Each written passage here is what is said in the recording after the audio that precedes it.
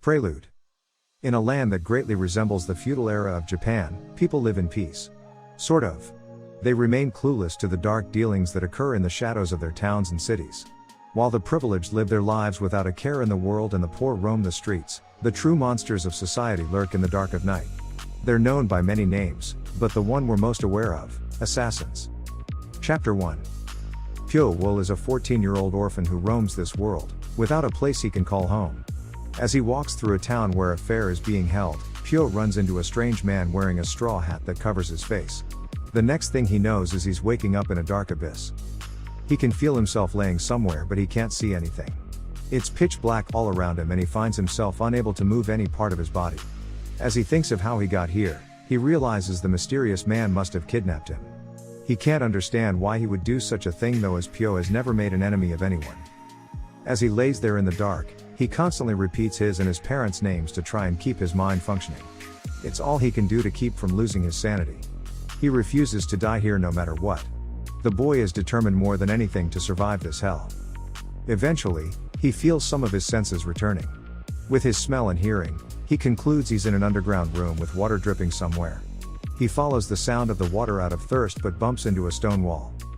Laying defeated and depressed, Pyo looks up to see a ghostly version of himself staring down at him. Chapter 2.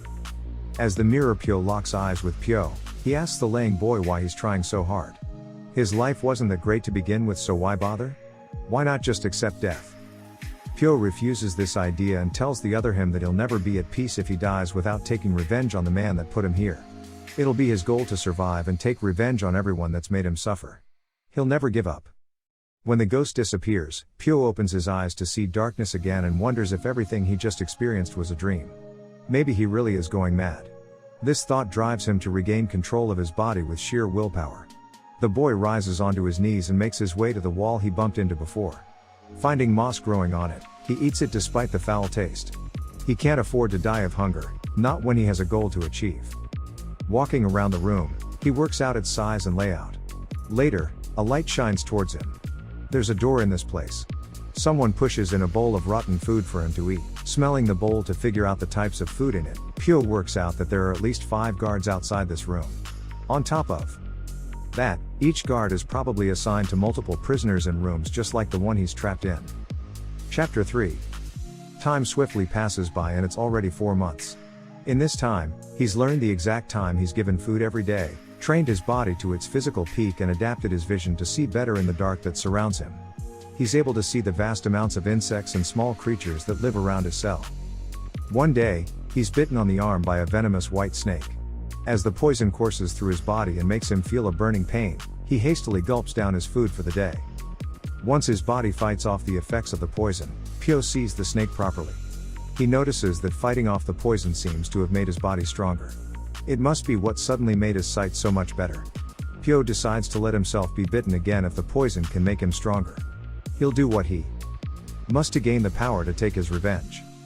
Later, he's shocked when the door to his room is opened and no one is there. He walks out and finds another room a little distance away from his own. Inside, all he finds is the rotting corpse of another person who seems to have been his age. As Pyo continues exploring, he finds a huge iron door in the main hallway with its bolts taken out. When he opens it, he's faced with a man and woman shrouded in darkness. Chapter 4. Walking through the doors, Pyo realizes these two can't see anything around them as well as he can. The girl introduces herself as So Yowol and the boy is Song Chunwoo. Telling them to follow, Pyo continues forward to get out of here. On the way, he sees more rooms with dead bodies inside. The two with him seem to be the only other survivors of this place. When they go through yet another iron door, they see a whole group of people. These are more people who were imprisoned here but survived. Joining up with them, they walk further until reaching the final door.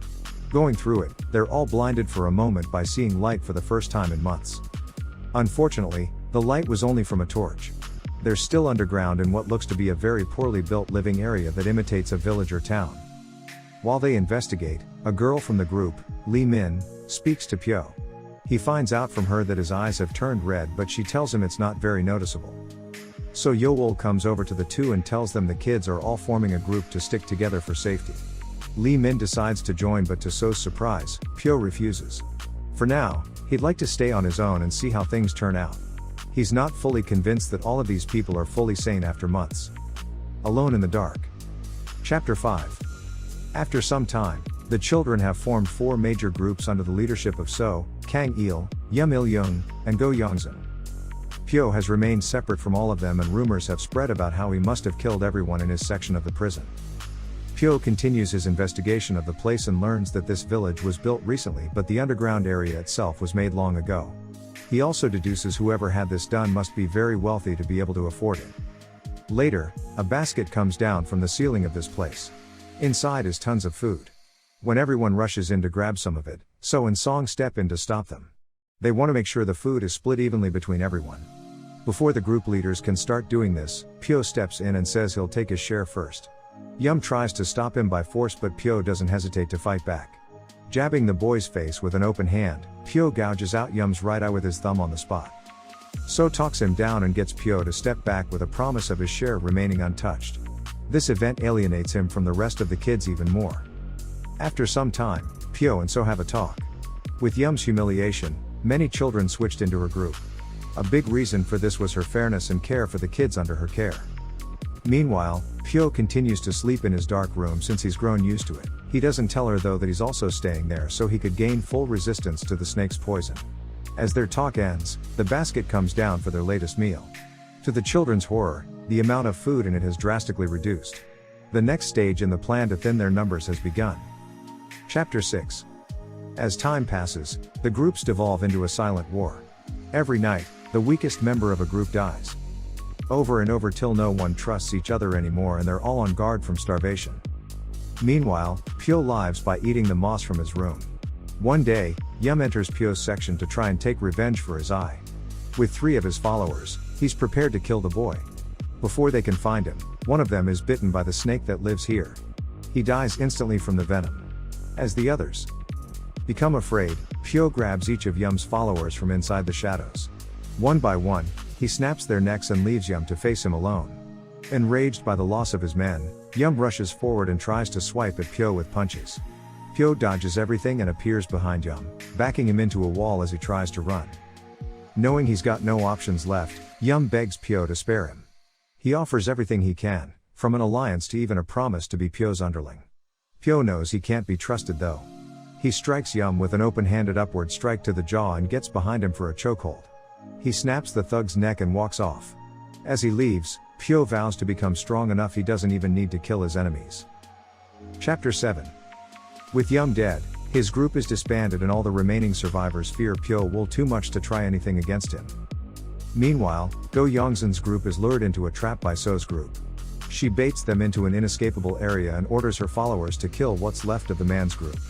Go begs her to kill just him and spare his followers. So tells him they can't afford to leave so many people alive with the food they get reducing more and more. He fights valiantly but Go is eventually overwhelmed by sheer numbers and goes down. Pyo observes all of this from a roof nearby. He's finally figured out what their kidnapper's goal is. They put them into an area that mimics a residential district and are forcing them to learn how to kill each other with stealth and tactics. This is all for one purpose. They're training them to become assassins. Chapter 8. Over time, So's group has grown far too used to killing. They treat the lives of others outside their group as if they're just a game. Lee Min is disgusted by this but has no choice but to stay in the group for survival. One day, the food basket comes down earlier than usual. With so many now dead, So believes her people will be able to eat their fill this time. When she looks at Pyo nearby though, she's confused to see his expression. He looks angry and even worried. She soon finds out why. Instead of food, a group of masked men drop down from the ceiling and beat all the children into submission. Pyo tells himself to endure it since drawing attention now will ruin his plans. 3 masked men in more distinct clothes appear. These are the leaders of this organization and the ones pulling the strings. To ensure their authority isn't questioned, they have one of the children killed just for speaking out of turn. Later, the masked leaders meet. The one with a single line on his mask, First Sword, seems to be the highest ranked. As he speaks to Second Sword, it's revealed Pyo was spot on in his conclusion of what's happening here. The children were thrown into this place with pathetic living conditions to find which of them have the strongest survival instincts and power. The ones who made it out are to be used as tools in an assassination. One that has been assigned to their group with a completion deadline of 7 years. The condition is to leave no traces of their organization, Blood Phantom Group. 1 whole year has already passed since the children were kidnapped. Chapter 9. The masked men now personally train the children. Every day they set tasks for them to complete, and those who fail are killed. So Yool is noticed as the best candidate by the leaders for her intelligence, judgment, guts and power. Meanwhile, Pyo-wol holds back and makes himself seem barely average to keep their attention off him. During their free time, Pyo reads a book about the thunder-splitting cultivation technique. The rest of the children stopped after learning the basic skill their instructors told them to learn. The ability to sense chi, the internal energy of the human body. But Pyo knows there's more to it, and he plans to gain this greater power. Later, he faces another boy in battle. Their instructors don't care who dies as long as there's a clear winner, so Pyo has to actually participate. The other boy attacks him with a variety of methods, from knife slashes to throwing hidden blades and even sneak attacks. Pyo dodges all of them and keeps defending for a while. Eventually though, he can't keep doing this. He throws his knife down, which makes the other boy cocky. As he rushes in, Pyo knees him in the stomach with full force, knocking the wind out of the boy. He proceeds to break his arm with a knee grapple and leaves the boy on the ground. Meanwhile, first and second sword speak about their assassination target. Knowing he's the most powerful man in the whole region, they decide to up the children's training intensity. Chapter 10. After Pyo defeats his opponent, first sword appears behind him. He scares the boy with a sword swing so fast not even Pyo could see it. As Pyo wonders if he messed something up, first sword pulls back his blade. Before leaving, he tells Pyo that as an assassin, he can't leave any traces of his presence. His opponents must die. Moving forward, 6 years have passed in the blink of an eye. The number of children has fallen drastically as they kept dying in their training. One day, a training session takes place to test their hiding skills. This is to see how well they've grasped the turtle breathing technique. A skill that allows one to slow down their body's vital functions so much that they seem dead and their chi cannot be sensed. While the instructor finds everyone else easily, Pyo-wol is so skilled that he has to admit defeat. Stepping out of his spot, Pyo heads to his friends for a break. So, Song and surprisingly, So Gyeog-san, a savage boy who seems to wear the faces of those that have died. As Pyo thinks about how they might be getting out soon, So Yool mentions that the quality of their food has been getting better. She believes they'll be given a mission any day now. Highest power holder in the assassin organization, First Sword, who is named Lim Seol, can be seen questioning himself about his ability to raise assassins for Jonghu. Since the cruelty of that place is known by everyone, but he has trained the children enough to be fit for the upcoming challenges. The leader Lim thinks that he might be closing into his death since he gets that emotional these days. 2 other companions of his are named Gu Shinhang and Sang Ilshin. They are surprised to see their leader taking his mask off. Lim reassures them that they are free to take off their masks as well. He then proposes them to drink alcohol with him, but Goose says that they can drink as much as they want after getting out since it is not too far out now. Almost 7 years has passed, and the children will be sent to the assassination, which will make them 3 free. Almost all of the children are performing better than their instructors and they are already beyond their control. Goose says that it will be foolish to throw them away after one single use, but Lim says that they have no choice but to follow the order. Lim wants to begin the final stage, which includes 3 of the children learning a specific martial art technique, and the other 27 of them must assassinate those 3. The 3 swords have promised that to be their last training and that they will not force any more on them until they leave the place. So, it means that 3 of them will be sacrificed and 27 will survive. But it felt like a bait to Pyo. Pyo decides to learn that martial art since it is likely the one that their assassination target has learned. Yool thinks that he is only choosing to be a scapegoat, but Pyo thinks the opposite. One by one, the children who learned the martial arts fell down and only Pyo-wol was left. Pyo-wol hasn't been seen by anyone for a few days, so Yool is overthinking about what to do. When the group leaves to track down Pyo, he comes out from the shadows and thinks about their idea of killing the idea of instructors. Pyo reaches the place where the instructors are staying for a temporary time, and it is highly guarded. By using 2 techniques at the same time, Pyo-wol gets inside the base without getting detected by the guards. He finds a door in the deepest point of the base, but there was nobody inside. Pyo starts rummaging into random books and scrolls to find out clues about the place and the people keeping them trapped. After rummaging for a while, he finds out the scroll inside a golden cover which reveals the main quest of this whole training and countless deaths, since it was about someone named Wu Gunsang getting assassinated, which makes Pyo only wonder how great he really is. Everything the kids are facing in their life currently is being done for his sole assassination. All of a sudden, First Sword Lim unlocks the room and gets inside. After entering the room he realizes that someone was there, which makes him mad. All of the three leaders are now going insane to find out who the intruder was. Together they now understand that it might be none other than Pyo Wool.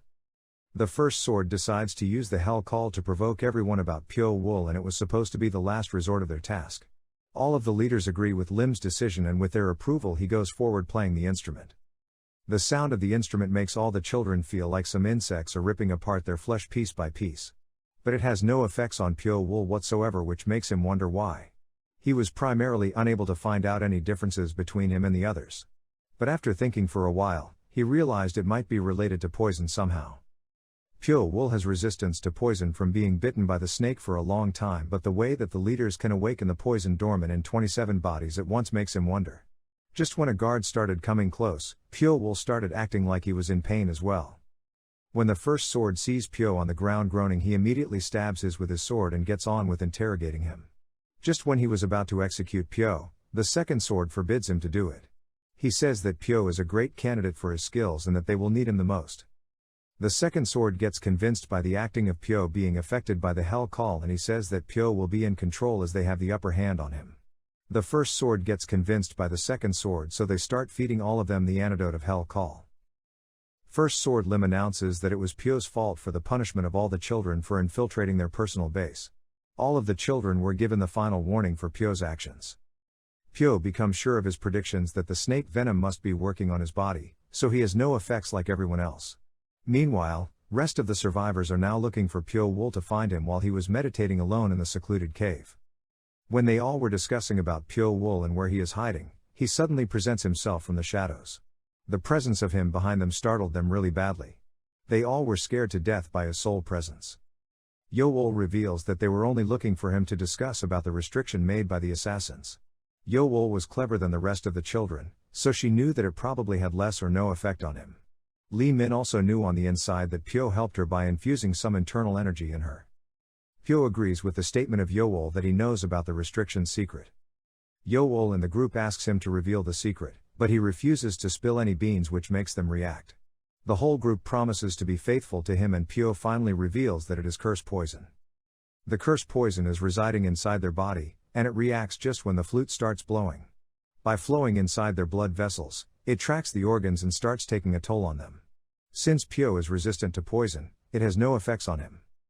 Pyo revealed the main secret behind it, but they have to find a way to remove the curse poison on their own. Since revealing new ways will only create variations, it will help everyone. Lee Min tries understanding Pyo Wool, but she is unable to do that because of his mysterious self. The whole group thanks him for his help and promises to help him with any kind of issue. Lee Min finally reveals her real name being Lee Shulman to Pyo Wool. She seems to be into Pyo Wool for reducing her pain from the Hell Call. The next day, First Sword Lim announces that they are going to leave the cave finally. Yo-Wool is given the responsibility for leading the children outside the cave, but Lim wonders how many of them will survive the final journey in Jonghu. One by one the children start departing from the cave while the instructors think about their retirement. Yo-Wool says that Min knew a lot about poison, so few of them are now detoxified, which surprises Pyo Wool. Rest of the group starts escaping the cave with Pyo Wool. Since the light was so strong, Pyo Wool ordered everyone to cover their eyes because it will blind them, and it hurts. An unknown man praises their tactics and gets impressed by seeing them.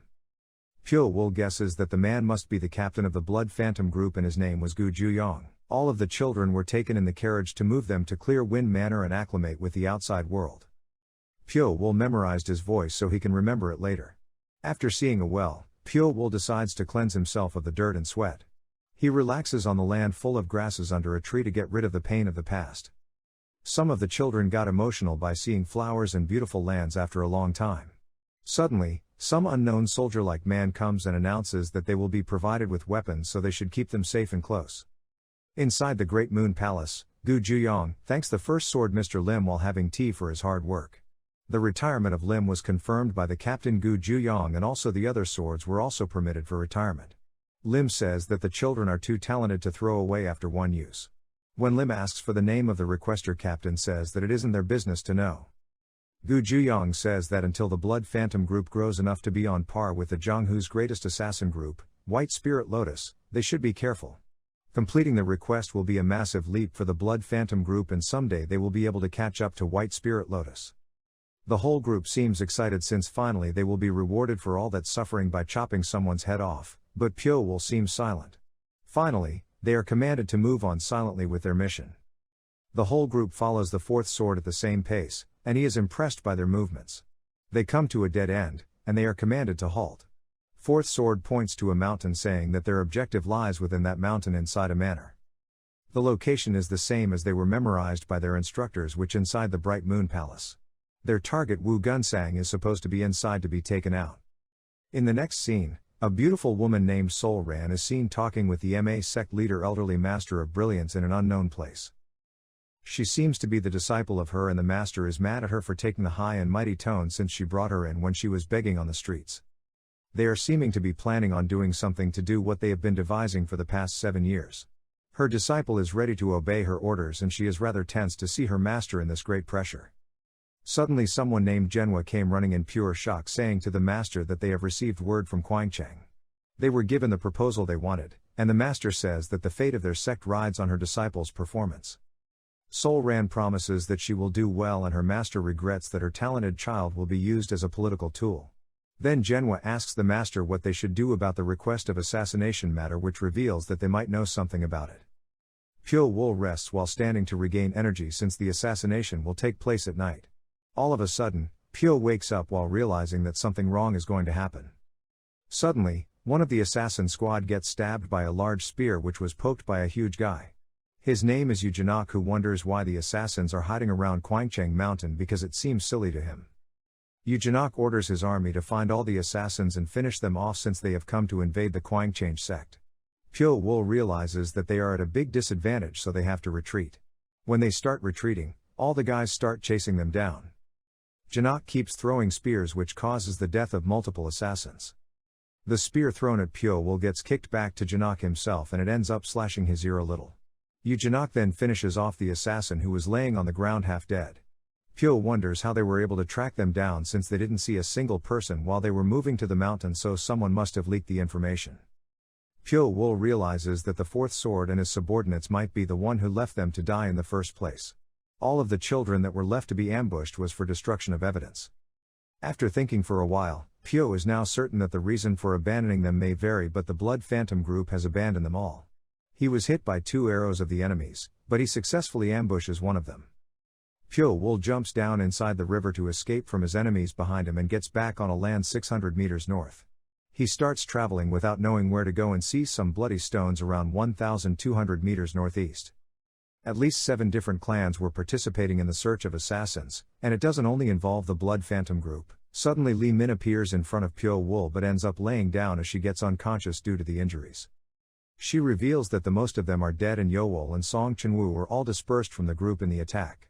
They both were fighting with the army so the others can escape from death. She wonders who did this to them, so they had to die like this after surviving everything before. They all were controlled by someone who they didn't even know and were forced to be trampled upon by an unopposable power. She hopes that they will feel the same way as her someday. Pyo reveals to her what he knew about the request that was made to the Blood Phantom for the assassination of Wu Gunsang of the Quangcheng sect. Since the mission was abandoned, everyone is trying to erase the evidence. Pyo promises to her that he will find out who messed with their lives in a flash as long as he survives. He will find them and take his revenge even if it's the last thing he does. Li Min has only one request to Pyo Wool before she dies, and that is she wants him to call her by her real name. Pyo Wool fulfills her request and she finally falls to her death. Pyo Wool promises to erase the people behind this whole incident. Meanwhile, Captain Gu Juyong is informed by the fourth sword that the inescapable net was set so the children will not survive for long. He thinks it is truly a waste since they are throwing them away after all the time being spent on them. Even he didn't expect that they were going to be disposed of even before they were used. The fourth sword thinks that since the requester chose to destroy the evidence, it will be better for them to finish the Blood Phantom group as well. But the captain thinks that the place is hard to find out about, but the situation changes when they notice that someone put tracking incense on the message. First Sword Lim starts fighting with the people that attack the place and tells everyone to retreat. After realizing that the fourth sword was correct, Captain gets mad since the requester has crossed the line, so he gets ready to fight without escaping. He starts fighting the attackers with his swords while he orders his men to fight back as much as they can. All of a sudden, Manhwa arrives at the place and injures the captain badly, and he can now guess who the requester really was. Captain Gu Juyong thinks that he should have known better from the start, and it was better to investigate to know who the requester was. But he kept his words and didn't cross the line by doing that. As the captain of Blood Phantom, Gu Juyong dares that he will not die alone, and obviously not without a fight. Manhwa decides that the assassins should all be slaughtered, otherwise they will create a big problem later on. Even though Gu Juyong tried his best, he was overpowered once the master of Manhwa arrived in middle of the fight. When he was about to reveal the information openly, the Master of Brilliance finished him off with her weapon. Meanwhile, the first sword himself was slain by the young disciple of the Master, Sol Ran. He jokes about his abilities before his death, since he was no match for even one disciple of the MA sect.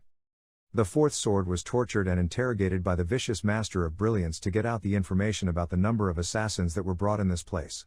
He begged for his own death after getting tortured like that. It was revealed that 24 of the assassins were finished off and only 4 of them is now left to die. It was revealed that the young disciple Sol Ran was being prepared for some wedding for the sake of the MA sect. Meanwhile, Pyo Wol gets prepared to attack his enemies as the natural enemy of the Zhonghu. In the next morning, Pyo Wol ambushes a third-generation disciple named Dojin of the Quancheng sect to get out information. Dojin reveals that Wu Gunsang is the great star of Quancheng and the greatest prospect that the Quancheng sect has ever birthed. Pyo Wol then wears a face mask as same as Dojin's face and enters the Quancheng sect dressing up as him. Pyo Wol reaches the residence of Wu Gunsang, where Quancheng sect leader was having a meeting with his leaders. Each one of them were promising that nothing like that should happen ever again and were discussing their commands. It was revealed that when Zhonghu was about to be conquered by demonic forces, some top martial artists formed the Heavens Will Alliance, and some of the sects participated and regained their former glory, but Quancheng and MA sect didn't participate. So they only earned the empty name of 4 heavenly kings and cannot hold a candle to them. While they were discussing about Wu Gunsang, his father says that he has isolated himself to focus on his training with the thought of atonement. He even apologizes for not raising his son properly. His father seems concerned by the thoughts of elderly Master of Brilliance, since she was desperate to catch up to the Quancheng sect through marriage. When Pyo Wol was hiding on the roof to get inside the building, the guards were talking about Wu Gunsang making excuses of isolation training to bring women inside, which makes Pyo think what actually is going on. Since Quancheng sect is a sword sect, so it is not acceptable to sleep with a woman in the sword training hall. Hearing the news shocks Pyo Wol, but he goes inside being his original self at night anyways. After searching for a while, Pyo finds him laying naked with a woman wrapped around him in the sword training hall. He realizes that he is on a whole other level compared to the Blood Phantom group's captain, but he is still human. Just when Pyo Wol was about to hang him with his technique, Gunsang cuts it off with his hand, using it like a knife. A fight breaks between the two of them, and after trying to block the bare hand attack of Gunsang, Pyo Wol feels like he was about to lose consciousness. Pyo Wol tries tricking Gunsang with his knife, but he easily grabs it with his bare fingers and praises his opponent. Gunsang asks Pyo by saying, "Did that bitch's father send you?" Which surprises the hell out of him. Thanks for watching part 2. If this video gets 5,000 likes, I will know that you guys like the manhwa and I will make the part 3. See you in the next video, but until then, stay tuned for the next one. Peace.